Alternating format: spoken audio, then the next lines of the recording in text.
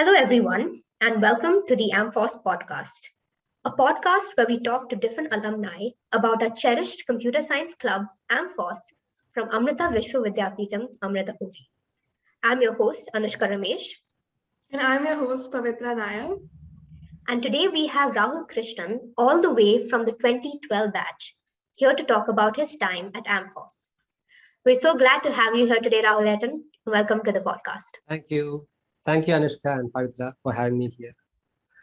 Great. How are you doing, Rahul, with this pandemic? Good. How are you? Yes, I'm doing good. How are you both? We're trying We're to doing great. adapt to this online mode. We're dying to go to college and see everyone. Yes. I'm also, dying to get back to the college and see the students, and also, maybe better to talk the FOSS club directly rather than online.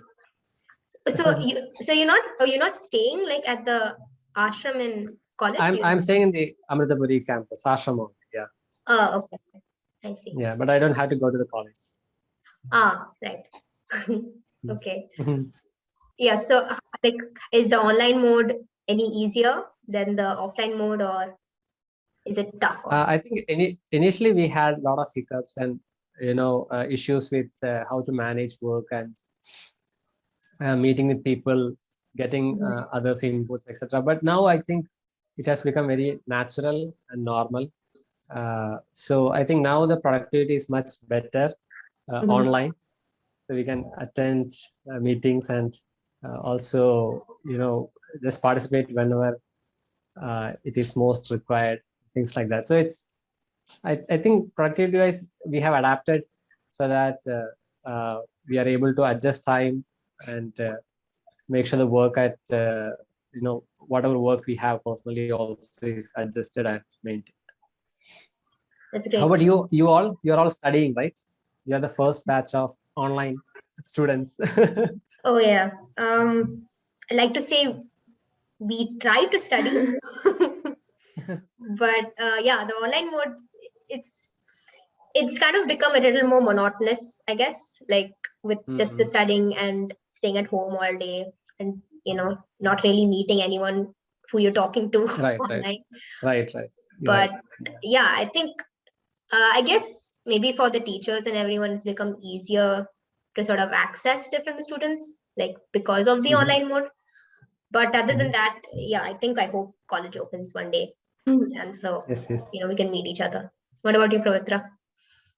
Honestly, for us, since the beginning, college has been like this. So it's all we know. So honestly, I don't mind. I've gotten used to it. In fact, I would say being an introvert myself, I kind of enjoy it. But yeah, even then, I would still like to see the campus and meet my classmates and hopefully see the club in person. That would be great. But yes. It is what it is. Hopefully, college opens within the next few months. So, Eta, you're from the 2008 to 2012 batch. And back then, I'm sure the club must have been very different from how the club is now. So, could you share with us what your experience in the club was like back then? How is it different from what we know the club to be like now? Okay, very good question, because currently the club is large with a lot of students, a lot of seniors, etc. But at that time when we, I think the club, there's no formal beginning for the club, but Vipin sir just initiated this idea that when students can get together and then learn a lot of things together and have fun, that's a very good way to take forward the learning process in the college. So when it started in 2006, I was definitely not there. 2008 is when I joined from a BTech, and I was lucky enough to have met Vipin sir in my first semester. I joined FOSS Club in my second semester. So at that time, from my batch, me and another one of my friends, Arvind, who is doing PhD in US now, he was also there. And then initially, and then after a few months, a few of my other friends also joined from my own batch. Sheshagiri, who is also doing PhD in US now, and then Shilpa, she's working in Canada, and then George, who is currently in Bangalore, and Srinath, who did his masters in Australia and then is working there. So, we had very few people, in fact, and and the club and the seniors. Some of my seniors were also there, like Avinash Joshi, who is in US, Varun Ramni again, US, Google. So they are all, this was the small set of friends and seniors that we had. Another few people like Vidya Chechi, etc. Those were our super seniors, basically. And that was club for us. I mean, that is all the fun and everything happened there. So, every day after the class hours at 4 o'clock after chai, we used to come to the lab, and then we used to sit there and then do our studies, do our readings, discussions, and also sir would every day, Vipin sir would used to be there in the lab, so he would come and motivate us and give us certain directions, and that is how it was. And then one of the best things about the club, even now it's like that, but one of the best things that I can remember from my time in the club is that it is a team effort. So all of us, when we sit together and then learn and then try to be in that group, that gives us a lot of energy and motivation to continue working. So even if I'm not feeling like doing some work today, but I go and sit in the lab, everybody else is working, so you're also motivated to work, not out of jealousy, but out of the sheer peer pressure. So we do everything out of peer pressure, right? Yeah. Oh yeah. not even competition, it was like peer pressure. So we do everything out of peer pressure. If others are doing, we also do. So this is like everybody wants to excel and everybody wants to learn things. So we also, although we have that initial interest, that may not last, but since we are in the group, since we all every single day come to the lab, that's a huge positive thing. So I think the club back at that time and club at present, the principle is the same, the foundation is the same, just that the size was small, and we used to have very small lab, like eight people used to sit in a small corridor kind of lab. That is where everything happened. So all competitions, all failures, everything happened. So that was my take on the club back then. Yeah, That's so great. now obviously the club is much larger, almost 60 members. So do you think the club has managed to maintain its core values? Definitely. I think, see, whatever, whenever something becomes bigger, certain certain things change. So, but at the same point, why do we become part of this club is because I still remember when I first met Vipin sir in 2008 December. Me and Arvind were talking to him, and then he asked us a lot of questions like, why are we here in the club, and then in the college, basically, to study bachelor's in computer science, and where do we want to see ourselves in our career. So he mentioned that we should not aim for anything less than excellence, and he presented a roadmap to excellence. Roadmap in the sense, how can we excel in whatever we are doing? That should be our goal. It's not just like, you learn something, you write an exam, let's say you get 9.5. Does not really matter as long as you don't have the skills. So I'm not saying that 9.5 is not good enough. I myself got a 9.4. So I'm not saying the grade point is higher. Grade point means you don't know anything, but the saying that's not all to it. So he basically helped us understand we have to, although we had initial interest in computer science and whatever you guys also have interest, that interest is there, but you have to put it into a platform where you are working together with a group, and then that'll help each other all of you can help each other a little bit here and there, and then you progress on that path. And then finally, every single time, the core value has been to achieve excellence, by putting in a lot of effort, a lot of time into learning what you are learning. So and participating in competitions and taking part in applying to different places, different competitions, etc. So that's being the, I don't think the core value has changed, but as the group becomes bigger, the message sometimes get lost. But that's just the natural process. So there'll be ups and downs in all the places, all the organization, all the clubs. So it's people who make the club. There is no club as such. It's people. So we take up the initiative to get everybody together, then help each other. That'll just happen.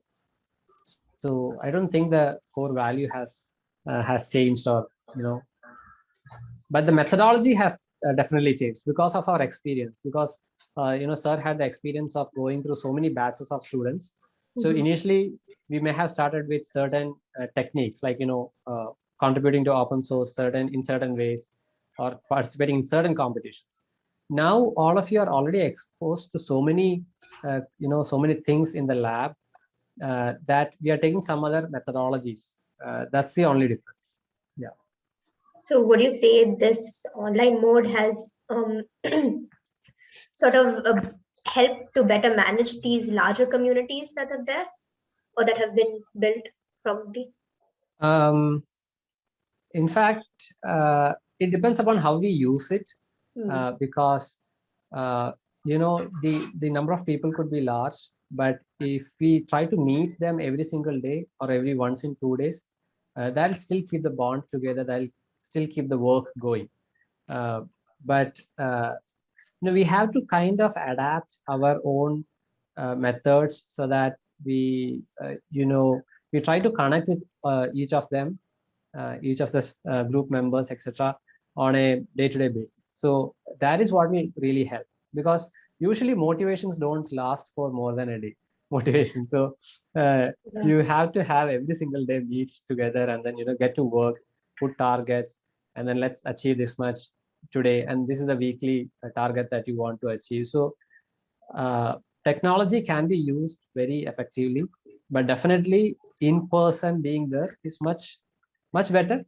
But now you are 60 plus people, so I think it's a huge thing for a club to have so many motivated and highly enthusiastic, highly talented students. Yeah, that's great. Yeah, I think you got an excellent point there, that the lab really provides a good environment to foster this kind of bonding and teamwork and collaboration together. One of the things that we've tried doing in the online mode is try to have frequent meetings, because now to just talk to someone, we need to schedule a meeting. Like we need to we need to schedule a meeting and just have, even for normal conversations, a meeting has to be there.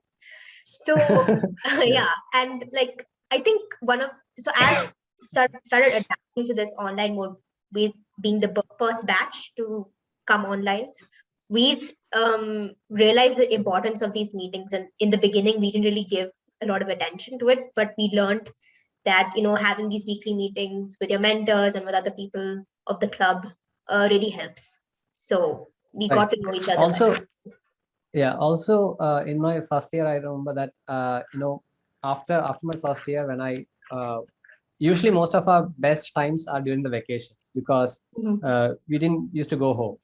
We just spend the time in the lab with our friends, and only we'll be there in the entire college. So that really helps us. We have all the freedom, and then a lot of work gets done in that 1.5 2 months. And of course, we used to go home for 1 week. I mean, anyways, even if you go home or not, we don't do much at home. We just sit and watch TV, or do something. Or if you're going out, we just take that time off. That's all. So, but yeah, majority of the work and the learning happen during vacations. because that's when we get a lot of focused time. Yeah. So even during the first year, towards the end of the first year, that vacation, I still remember that we participated in one of the competitions, Google Android Challenge. At that time, there was a challenge like that, and then I somehow had to go home, and then my other friends, Shilpa and Kiri, also had to go home for some reason. So even at that time, we had to collaborate together online, and then get the challenge submission ready. So working together on something, like 2 or 3 of you getting together, working on something for some competition or something, that will be really, really cool to increase the bond between each of us. I think one of the things you mentioned was peer pressure. So the way we've been able to adapt that to online mode is with status update threads, where every day everyone will update the work that they've accomplished for that day. So even Okay. for me personally, that's motivated me to do more, like simply out of the fact that I have to update people what I did today. So like I have to do something substantial today. So even Yes, out of yes, that yes. That's the pressure online. is there to like do something. Exactly. That's a modern version of peer pressure. Yeah. Exactly. Kind of working also, but yeah. Yeah. So Ada, I'm sure you must have made a lot of wonderful memories in the club. So could you share with us your favorite memory of the club? In fact, when I think about it, there are so many, uh, so many, uh, so many things that comes to my mind.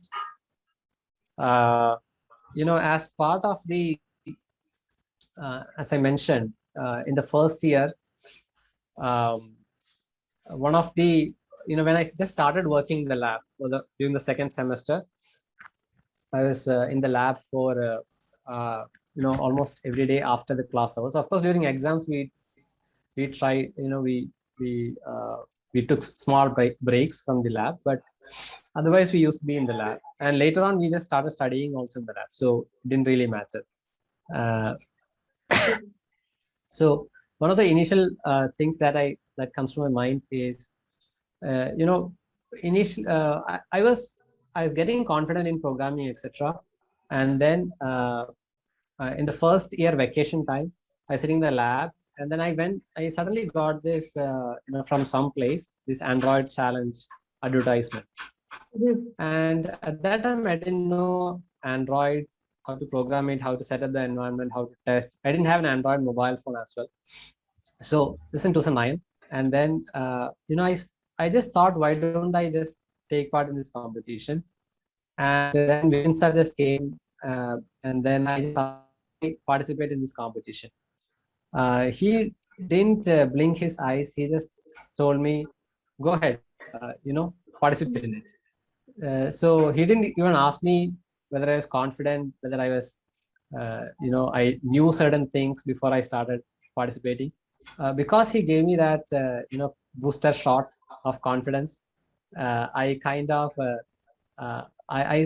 suddenly I thought, okay, let me start this. And then I, downloaded things, read a lot of materials. There were very few YouTube tutorials on that at that time. So because of that, we had, a lot of issues to set up environment. There is no mobile phone, smartphone. I didn't have smartphone. I mean, nobody had an Android phone at that time. So, we struggled a lot, but we set up the environment, and then we started doing that challenge, and we submitted something in 2 months' time, which to my memory is something really amazing, because we didn't qualify for the finals for that challenge. But the experience that I had, the learning that I had in those, I think around 2 months, gave me a lot of confidence, build my programming skills, and I was one of the few initial Android developers in the college.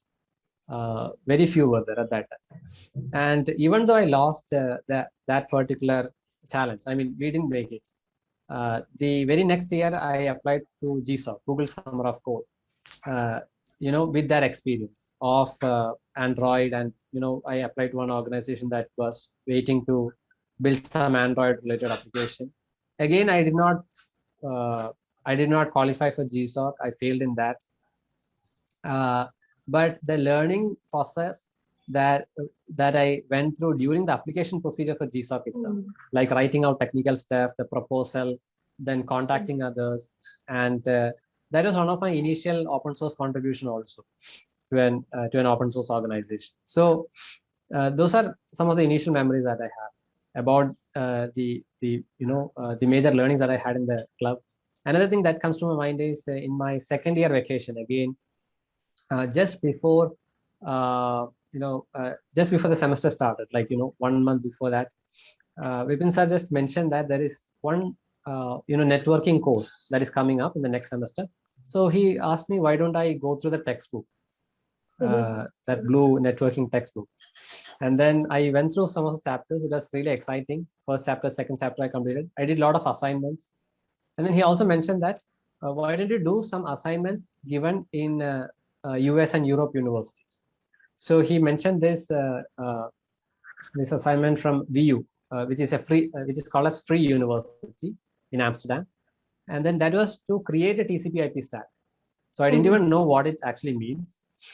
But we kind of figured that out, and I did that assignment. And by the time I started the semester, I was already 4 chapters into the subject. And I didn't really have to, I was just sitting in the class, enjoying the class rather than, I had already learned so much before that. So these are some of the major learning, memories that comes to my mind. And also, we used to have short breaks in between, and then a lot of activities also. So, sir used to ask us to go and play badminton in the court, and also sir used to come with a lot of vegetables and ask us to make salad. So I didn't know how to cut tomato at that time, and then I struggled on cutting tomatoes. That is one of the funniest thing, because I started cutting it from the outside. I don't know how many of you know to cook. Hope you all started learning how to cook at home also. Yeah, this pandemic has given us a great opportunity to cook. Yeah. So those are some of the things that comes to my mind. Yeah. So you mentioned like Android development and how you were doing it in your time. I've heard that you used Eclipse. You did not have Android Studio at that time, right? Yeah, Eclipse. Yeah. So was that like much harder to do Eclipse? I don't think so. I don't know, in fact, because I was so used to Eclipse, and then the virtual Android phone that you have on the screen on the computer. We used to test everything on that. We didn't have a phone for some time, and then later somebody gave it to us, and then we tested it on that. So I think didn't really make much of a difference. When Android Studio came also, I had to learn a lot of new things to develop stuff on that. Yeah. So it's not very difficult or different. Yeah. Okay. Would you want to explain to the audience what exactly Android Studio or Eclipse is? Because maybe they might not, like, just a small line of difference. Okay. I mean, for an intro, the basic difference between these two, both of them are integrated development environments. Just makes it easier for developing stuff. Eclipse was initially used by Android as a development environment. Then there is some other environment called as IntelliJ. That is what it was modified and then made into this Android Studio. And in terms of actual difference, I don't think for developers it really would make much of a difference in each of them. Yeah. Okay. Yeah. Okay, so what skills, like both technical as well as non-technical, do you learn from the club? Okay, so here is the thing. See, when you, for example, you're in bachelor's, first year, second year, or third year. So you need some core skill sets. The core skill sets are related to computer science. So you should definitely be good at programming. Okay, and then problem solving. So these are skills that you can acquire. This is not something you are born with. It's an acquired skill. So you put enough time, effort, persistence, and motivation, then you can acquire certain skills. Of course, each of you will have different kinds of skill sets. Each of you will be able to develop certain types of skill sets better than the others. For example, and definitely another is typing skills. You need to be fast on your keyboard. Most of the time we spend time looking at the keyboard and figuring out and then correcting. So if you can type without looking on the keyboard, touch type, it's going to save more than 50% of your time. So that's going to make you completely different from others, because you give some work to somebody else, they'll take you 2 hours and you can finish it in 1 hour, just because your typing skills are better. So that's a huge thing. So you need to have good typing skills. Then you need to have technical writing skills. So that's why for competitions and for many other things, you write proposals, you write short essays. So these are communication skills, which is as important as your technical skill. And then the team skill. Team skill is one of the most important things, because you're not going to work in silos when you go into a company or academia or anywhere in your life. Also, you're not going to work as an individual. You need help from others. You get more work done when you are in a team. Okay, right. So that is why the club in the club Vipinsa gives a lot of importance to this team spirit and team, the concept of having a good team. So on the technical skills, what you need to get. You need to be good at networks, OS, and some of the core things that are part of your syllabus.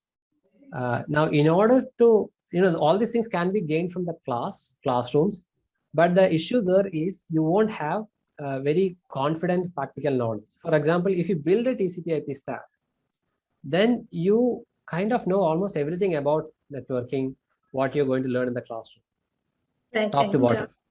Yeah. So that's a different. Once you do that, your knowledge level is somewhere completely different, completely enhanced compared to a textbook knowledge. So doing assignments, mostly the Western, US, Europe university assignments. There is some assignments on OS kernel modification. So these are all things that you can definitely do. It will take you 1-2 months, but that is a part of a technical skill you have to do. And non-technical is mostly to do with communication, bonding, team, expressing yourself, articulating yourself, and also some of the issues with the are related to more to do with emotional stability. So emotional stability means, many of us are pampered, including me, when we are brought up. So we need to also know how to adjust to others, how to give ourselves others a little bit space in our own lives. So those things naturally happen in a club. So when you play together, when you make something, when you are in a competition, when you set up things, there will always be contradictory ideas, competing ideas. Friction will be there. So how to handle this friction? Because friction is going to be there always throughout your life. So how to handle friction, how to handle this pressure, these are all a necessary set of skills that I was able to get exposed to in the lab. So are there so you mentioned this sort of team bonding and how we should focus on our emotional stability when we talk to other people. So in this online mode, do you have any tips on how to maybe develop that, through our meetings or something like that? I don't have a solution out of my hand right now, but what I think, what I feel, okay, it's up to judgment by others, but what I feel is that if you, let's say you take up a competition and then you participate in it, okay, let's say, of course, the intention is to win it, you put the effort to win it, but finally whether you win it or not, that does not really matter. Okay. Yeah. But when, let's say, 3 people come together to do a to put effort towards one direction and achieve something one, then there are three minds in this. And when three minds come together, there will always be friction. You are all like-minded people. Okay, like-minded means your interests are good, your intention is same, you have similar skill sets. Similar, I wouldn't say same, but the way you apply it are all different. You don't know each other's emotions, you don't know each other's preferences. So it's good that you come together, you you have that friction. Whenever you have the friction, you know that there is some friction. So don't run away from that. You try to accept that, okay, there is some problem. Let's try to talk it out. Let's try to solve it out. If somebody prefers to do it in some way, and if it does not affect the ultimate goal much, just let that person take that too, and then it'll work out. So see, how I see it is, in olden days, we used to come together, we played together, we used to hit each other, we used to do a lot of things together. So we automatically develop that emotional quotient also.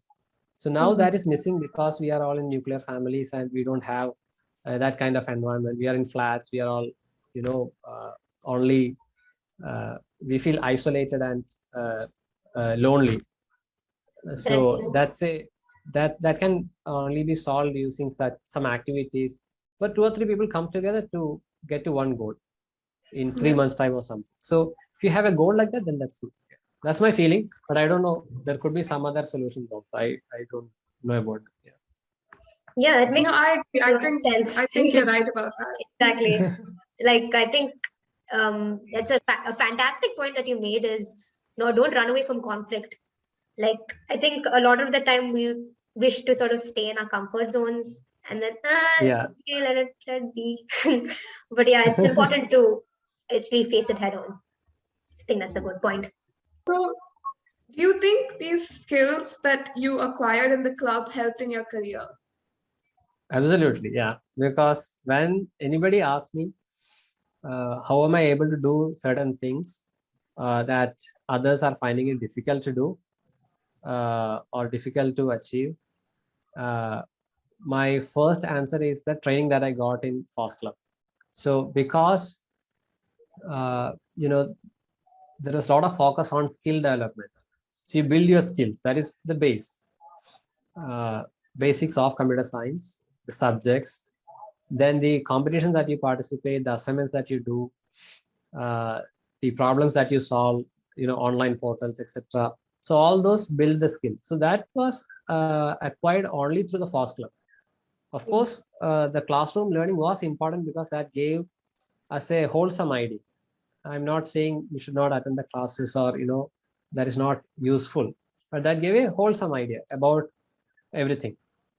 But to get a very hands-on idea, so when somebody presents a problem, now I'm able to analyze it from a different angle rather than going by the textbook method. So as you know, I'm currently doing, I finished my PhD and then I joined as a faculty here at Amritapuri campus. So because of the training that I got in FOSS Club, I'm able to create assignments for the students, of course, looking at the level and standard of the students, but most of my courses, if you talk to them, it's all very practical assignments.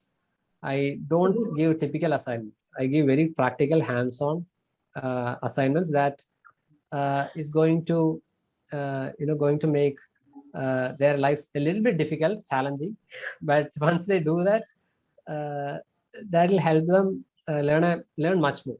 So and some of the projects that I have been doing, initially I did some very, very exciting projects in terms of multimedia. So in such video conferencing tools, you don't get eye contact because, for example, Paitra is looking at my image or somewhere, I don't know, but the camera, she's not looking at the camera. So now when I look at the camera, all of you can see my eyes. So how do you correct the gaze alignment in online video conferencing? We got a few patents for that, and then I think even Skype, now it's Microsoft. Microsoft has been working on a initial version of that. So that is an exciting project. Then again, most of my networking programming skills were there. And then as part of my PhD in the 5-6 years, I've been working on AI ML for disease detection, early disease detection, and using wearable devices. So everywhere, whatever skills I learned, I've been using it.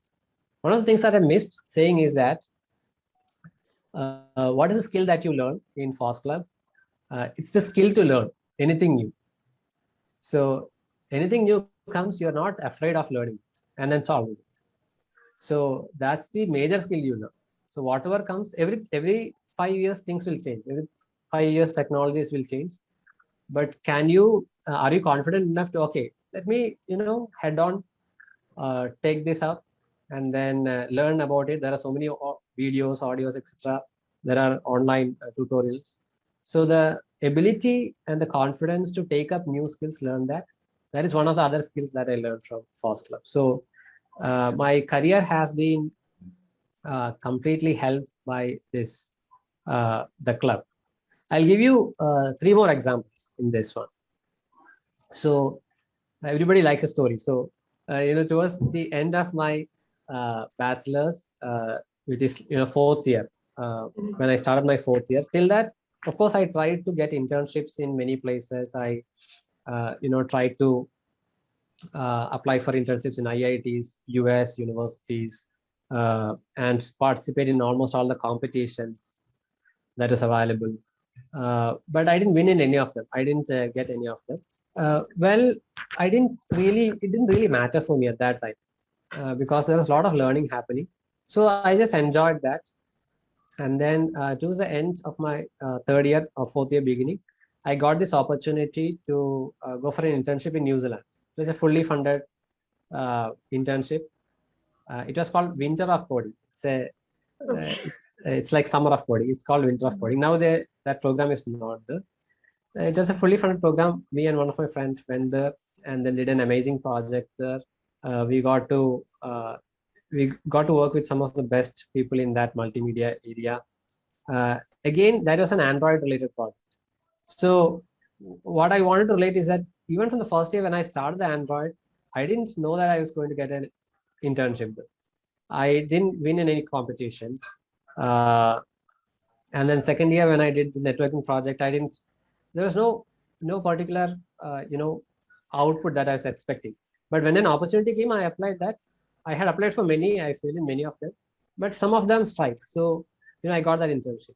And then when I was in New Zealand, I got another internship in US, in a US university. So UC Davis, University of California at Davis. So there also, I was asked to work on an Android-related project on a 4G characterization of video streaming in 4G/4. So I worked there for 3 months, and then the professor was pretty happy with my skill set. And out of the 4 people who went there, he offered me a PhD, to do a PhD there.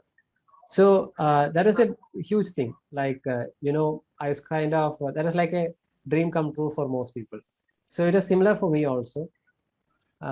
So that all happened because I had the foundation the skill set was ready, and the communication skills, because we were in the club, we used to fight, or we used to work on projects together. Ultimately there'll be some issues or the other, that's unavoidable, but all of them are currently my best friends. So those things helped me to build my career. Of course, I decided not to join for the US PhD because I had a desire to come back. After my studies are done, I wanted to come back and then be part of the system here in India, so as to help others learn, help other students also get better. And also, there is huge potential, especially in computer science. We are not at any disadvantage if you're working in India, because we are not working on some ballistic missile kind of stuff, so or chemical engineering or things like that. So still, I mean, in India, most of the technologies are catching up. So I was able to work on some problem that is very very relevant to Indian context. and also work on some of the technologies like AI and ML. I started in 2014. At that time, most people were not aware of that. So I don't think, I think all this happened because of the foundation that I got in FOSS. You mentioned you mentioned healthcare earlier, like you had worked to solve, Yeah. detect diabetes. So is there so anything that inspired you to go into the healthcare field along with wireless communication? yes. It's a very good question, because I started my work in multimedia related field in 2013 as part of a PhD. Then, I mean, you probably have not met our Chancellor, Amma. So as part of FOSS Club, we, she, I mean, for people who have not met Amma, it's very difficult to explain about her. So because she's really accessible. Accessible means every single day she sits here for darshan, and then you can actually go and talk to her. I not seen Amma till I came here in 2008. So the thing is that she meets more than 3,000, 5,000 people every single day directly, and then most of these people have some or the other problem to share with. So at that point, where I was also there on the stage, and then I somehow got an opportunity to talk to Amma and ask about what field I should do my PhD. So one thing was very clear, because I wanted to do something really impactful. And then because of that, probably because of that, Amma told that, there are a lot of people who die in their mid 40s, mid 50s. And if their lives could be saved, they could get another 40 more years of healthy life. Yeah. And most of them, so we had to come up with some solution, some technological solutions that can help them. So found that many of them are having diabetes and hypertension, etc., and they don't know about it. So we needed to create, we had to create some wearable devices that can do that. And also, even at that 2014-15, Emma was telling that you should look at solutions that can detect diseases early on. So that is when I searched for this early detection, and everybody was into AI and ML at that time. So that's when I actually went ahead and then searched for this, and then my entire PhD was based on these two things. One is wearable devices, and one is AI and ML for detection of early detection of disease. So those are the things I still work on.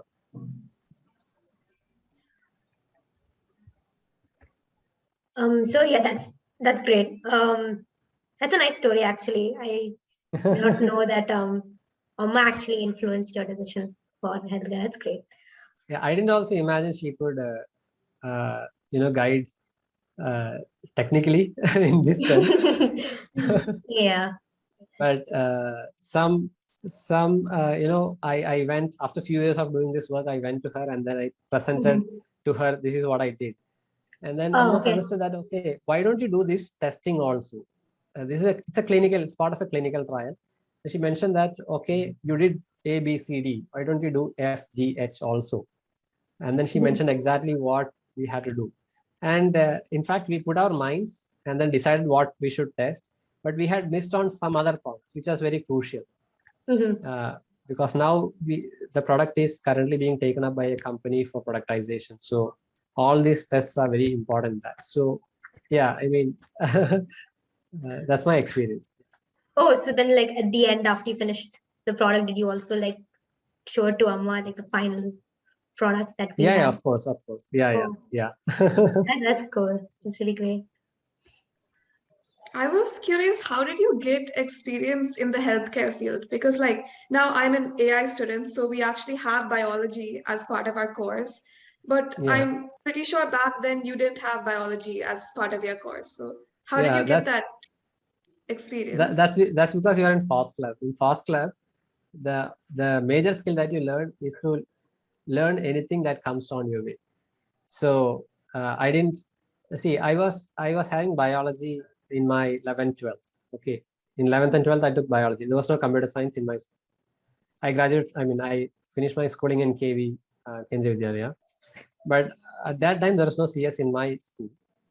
But when I joined for my BTech, a lot of people, even now, a lot of people say that they are from biology background. They don't, that's why they are not able to perform well. But it's just about putting in effort and time, and you can acquire any skill. So I didn't know about healthcare. So when I started this, I had to read up a lot. I had to read up basics of, I was working on ECG signals initially. So I had to go through the course on ECG, electrophysiological properties of heart. So whatever is needed, you have to learn. So you cannot expect yourself to have all the skills and then start working on a problem. Pick up a problem and then you start learning whatever is required for that. Yeah. So when I joined for my PhD, I suggest that, once you finish your bachelor's program also, there are so many opportunities to go for your master's. And if you're really interested, you can also take a PhD. It won't take you much time. It's not like olden days when you expect a PhD holders to be having long beard and specs and things like that. PhD holders are now cool guys. You don't have to really look old and archaic to have a PhD. So coming back to my point, so when I joined for my PhD guide was the vice chancellor of a university, Dr. Venkat Rangan. He was my guide, thesis advisor. And then he mentioned in the very first meeting that, don't see yourself as a computer scientist. Don't see yourself as a networking guy or an OS guy. See yourself as a problem solver. Okay. Whether you use OS, network, programming, or web, or whatnot, AI, ML, whatever it is, still you are a problem solving guy. So fortunately, I had that advice in the very beginning of my PhD. So I didn't, put myself into a cast saying that, okay, I'll only work on this one. Because if I work only on that, then the problem is not solved. Probably my interests are met, but my problems are not solved. So that's why even when healthcare came, things fell into place. That's what I would say. We came up with a very cool solution. I probably got to visit the most number of countries during my PhD to present my research papers. Yeah, I've been to, I think, more than 10 countries to present research papers. Nice. And everywhere this idea was taken up, and I got some very as publications, as research papers. Some of our publications got into some of the best journals in the world. Something called as IEEE IoT journal, which has an impact factor of more than 10. Very few papers from our university has got into that. In fact, even from other universities across the world, if you see, very few papers are there in such. So, our work was of that caliber. Even though we were doing it here, even though I had my own initial hiccups, but that's how much you can actually do. Some of the other students are doing much better than this also. So yeah. Wow, that's amazing. I think like getting to travel to like 10 countries is like amazing.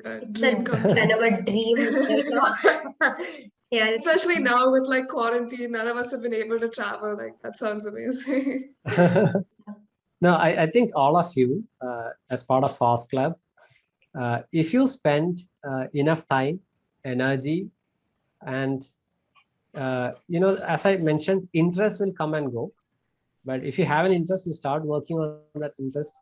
Spend, let's say, 6 months on a particular stuff, on a particular thing. Always have this group.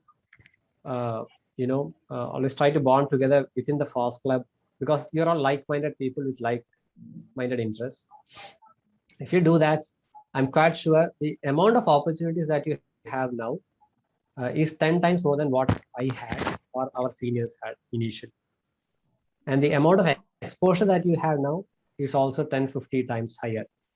So it's just a question of time before you can also take off and do your masters abroad, or whatever you want to do in life, you can definitely do that. But you have to provide the conducive environment, which is the FOSS club, and the drive that you have to sit every single day in the lab, and that's what will help you gain these skills. And these opportunities, it did not come from somewhere.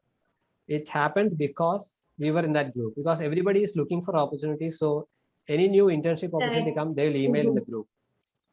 Yeah. So we applied, and then many of us applied together. Many of us decided not to apply because somebody else is applying. Things like that we used to do. So all of you can definitely. I'm sure all of you will definitely travel around the world. That's you don't have to dream about it now. It'll happen. Hopefully. You just have to focus on the skills and the building the skills. Yeah. Another question to you, Rahul. What do you wish you had known when you started out your journey in this field, like in the field that you're currently working in? Is there anything that you've done you would have done different? I don't think I don't think I don't think I have anything like that I should have known, I would have known kind of things as of now, especially in this field, because whatever comes my way, whatever comes your way, you take it up, you try to learn, you put in your best effort. So as long as you're putting your best efforts, then whatever results come, it does not really matter. So I don't have anything like that. I should have known, I would have known. Yeah. I think like on a similar note, like we're currently having the probation process for the freshers, and like a lot of these people have like little to no technical experience. So like they often ask like us seniors, like, oh, like I'm from a biology background, will I be able to catch up? So do you maybe have any advice aimed specifically at them, since like you went through a similar experience with healthcare and being new to that? So maybe some tips for them. Yeah. Again, my some of the tips are that first of all of us will have this issue. Even I also felt that because I am from biology background, I may be at a disadvantage to learn new stuff. So that is very normal, natural for each of us to have something like that. For first years, biology background may be an issue. For fourth years, when you get into masters, let's say you get masters in Internet of Things, but you don't have any knowledge about Internet of Things. So at that point, IoT will be a problem. When you get into PhD, for example, I had problem with healthcare. I didn't know anything about it. So at that point, healthcare may be an issue. So it's very natural to have such problems and such concerns. So the way to address it, the way to face it is, okay, now I have a disadvantage that I don't know anything about programming. So what is the next step that I can do in the next 3 to 6 months? How can I overcome this challenge? There is very well laid out things that you can do. For example, you participate, you learn through, let's say, W3 schools, or you ask your seniors how to do certain stuff, and then there are online tutorials. So if as long as you do systematically, every single day, if you spend 20 minutes, let's say, on typing skills, because most people don't have typing skills when they come. So you spend 20 minutes every single day. Even for PhD students, I tell that. My students, I tell them to develop typing skills. So, but the most important thing is systematically, and every single day, if you practice, of course, we miss one or the other day, that's okay. But every single day, if you put in your effort, time, and energy, it's going to definitely give you results. This is a definite thing. It's not a lottery that you may win or may not win. It's a definite thing. If you put in effort, time, and energy into a particular thing for prolonged amount of time, let's say 6 months, then if you rate what was your baseline skill and what is your skill now, you will see tremendous difference. And this is the experience of all the club members, everybody who has done this. This is nothing, this is no rocket science. This is just plain, plain knowledge for everybody. But the challenge there is putting in effort every single day. Challenge is not in building the skills. Challenge is not in achieving what you have to achieve, but putting in your effort every single day. That can only be achieved if you are in a group. As I mentioned, if you are in a group, then some others will put in efforts. You may be feeling down, so you also try to push yourself. And at some point, you will be the lead runner. And because of that, the others may be inspired. Others will be inspired to do that. And as seniors, when you mentor your juniors, again, you may be, if you are not mentoring, then probably you may be, playing some games or doing something else. So, so this is a very good opportunity. It's a very good learning skill, because at some point in your career, you will have to guide a lot of people. You will have to mentor a lot of people. So there, the emotional stability is extremely important. You don't just like that crack up in front of people. You don't shout at people. Those are skills that you have to build. Even though you have impulse to, you are angry at somebody because they're not making enough progress. But what will help them make progress is systematic effort. So as long as they put the effort, you should be fine with that. So these are skills you develop within the club. You won't get anywhere else, and this will help a lot in your career also. So my advice to the juniors, the FOSS club members, I'm nobody to give an advice. From everybody's experience, we find that if you just put in time, effort, and energy, it's going to give you fruits, definitely. And the fruits need not be, some great internship there or here, etc. But the fruit can be a lot of learning that you have. This will definitely help you in a company, in academy, etc. So it's going to set you, it's going to make you different from others by a huge margin. If you put in effort for 3 years, at the end of 3 years, you will be in some other plane, and the others who did not take part in this will be still stuck. Technically they are kind of stuck. Yeah. So that's one of my advice. And secondly, I didn't specify this. Secondly, I think we were really fortunate. Your seniors were really fortunate not to have smartphones at that time, because now everybody, our attention span is like, I don't know how many, few minutes or less than 20 minutes. So, but at that time we used to have, very good attention into something. So unless you put in attention, you cannot achieve anything. So if you see some of the videos by Olympic gold medalists or high performers, everybody will tell you that they put in focused effort, nothing else. They were not born with certain skills. They just put focused effort. So if you want to achieve anything, even if you want to earn a lot of money, that's okay. You will have to put in a lot of focused effort. You cannot be always on the phone and then expect to get something else. Yeah. So we were really fortunate not to have that environment of distraction. But unfortunately, you guys have an environment of distraction. So how to solve that is a challenge. So one of the things that I can, this is just a passing thought, but probably you know how to do it better. But one of the things that really help us is to have a goal. Let's say I have a goal for the next 6 months or 3 months. So because I have a goal and then I work backward, let's say I want to finish this TCP/IP assignment or the OS kernel assignment in the next 4 months. And I know this is how much time I have. And if I do that, I'll be super good at this subject. I know that, okay? So you set a goal like this, or you participate in a competition. And because you are going to participate in a competition, there's a deadline. You have to work backward. You plan everything towards that deadline, and then you start working on this. So if you have a goal, it's very difficult to get distracted. If you just notice your own life, you will see the same thing. If you have a goal, for example, you want to go to this place with your family, or you have a marriage function that you want to attend, or you want to visit a temple. So you plan everything accordingly. Just because you get a phone call in between, you don't, go and talk for half an hour in that. Because you know that if you talk like that, you'll miss your flight, you'll miss your train, you'll miss many things.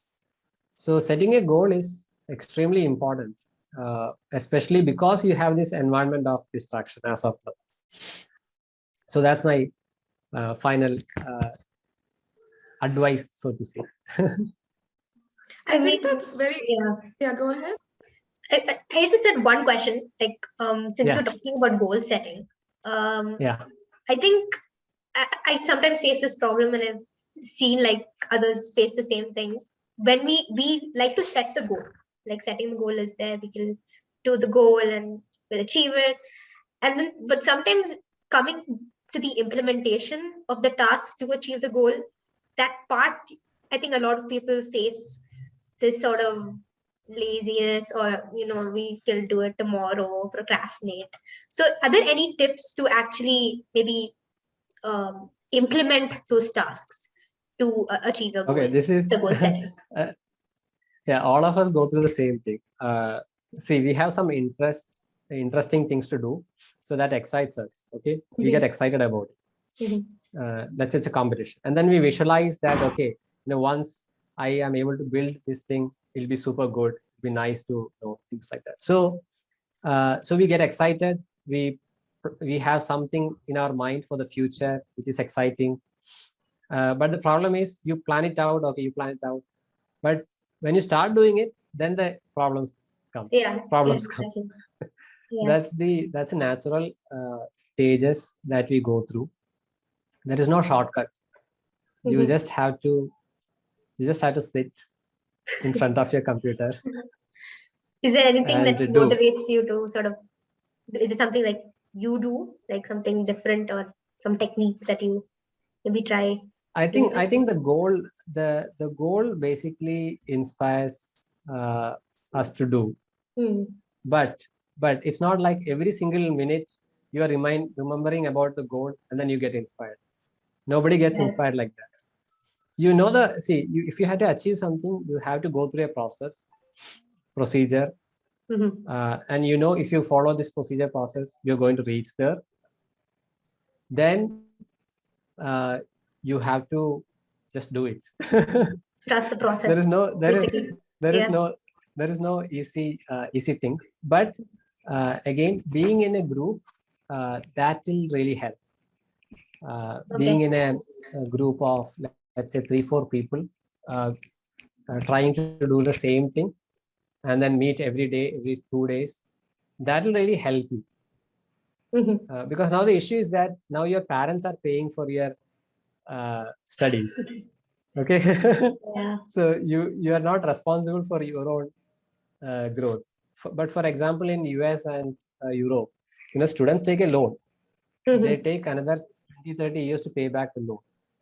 So now we are being so pampered. Our parents are providing us everything, so we are not responsible for our own self. So but that's okay, that's what it is. We can't help with that. But what we can do is, we can sit every single day and try to spend 1 or 2 hours. 2 hours is more than enough. 2 or 3 hours on certain problems, and then try to do that. So another thing you can definitely, there is few tips kind of thing.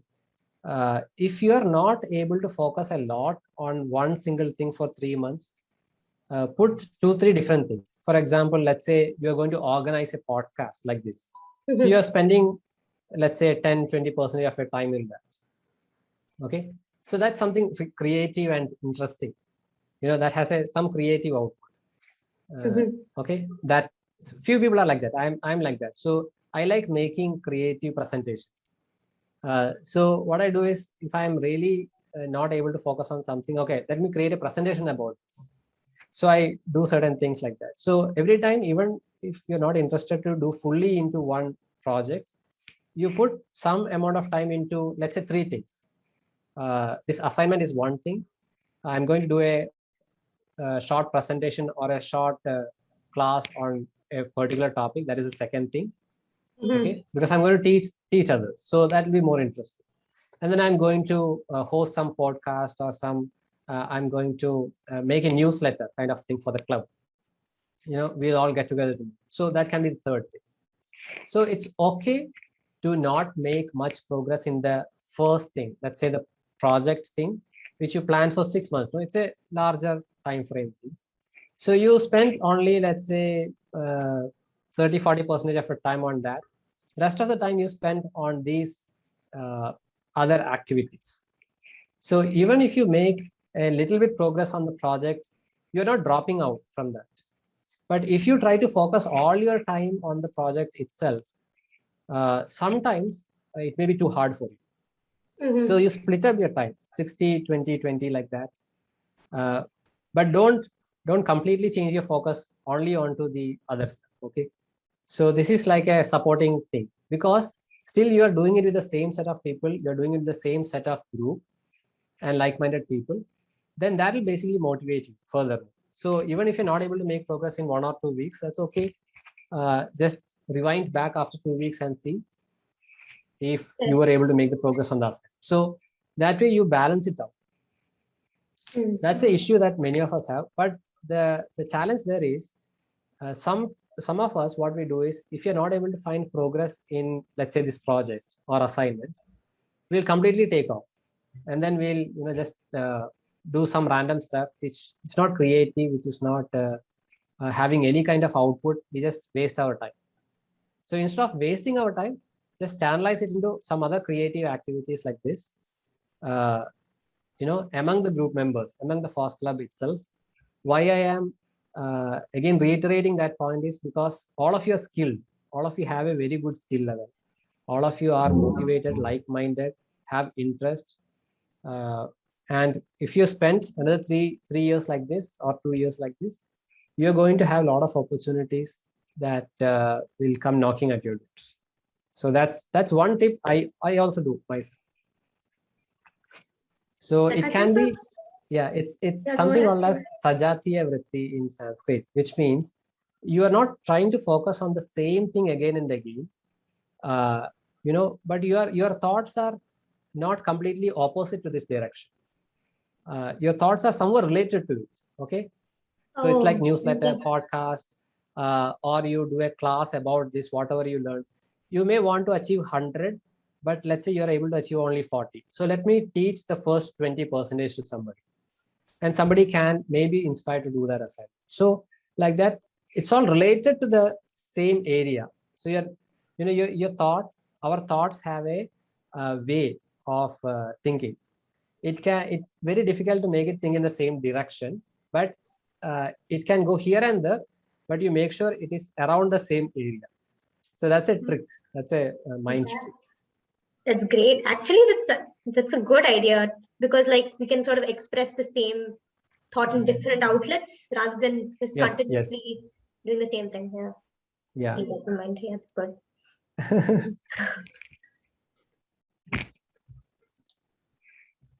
Yeah, so I think all of this advice is very practical and like irrelevant, especially to us. Like, I mean, myself personally, and I'm sure a lot of other people, like, we have motivation in surges. So like when we start something new, we'll be like really like excited about it. And then eventually after like a week or so, like the excitement fades, and like pushing ourselves to actually work on it becomes difficult. So like as you mentioned, setting aside like systematic time, like, and working on it every single day helps, and also goal setting. So I'm sure like all of us can benefit greatly from applying this advice to our lives. So hearing about how the club worked back then and your experience in the club and in your career was really eye-opening. So thank you so much, Eta, for setting aside some time to be a guest on the podcast. We really appreciate it. And okay, we're sure I'm not a guest. I'm still part of the club. Yeah, a guest to our podcast. Yes. It's great that you have come up with such an initiative. The FOSS Club is turning 15 years this year. So it's a good thing that you're all trying to get the lessons from your seniors, and almost everybody who has been in FOSS Club are now doing excellently well. Very different. They're working in some of the best companies in the world or in academia. Many of them have completed PhD. If you look at the number of PhDs done by a usual CS graduate versus computer science FOSS Club graduate, I think probably 70-60% would have done their PhD. So it's an awesome thing that you're all part of.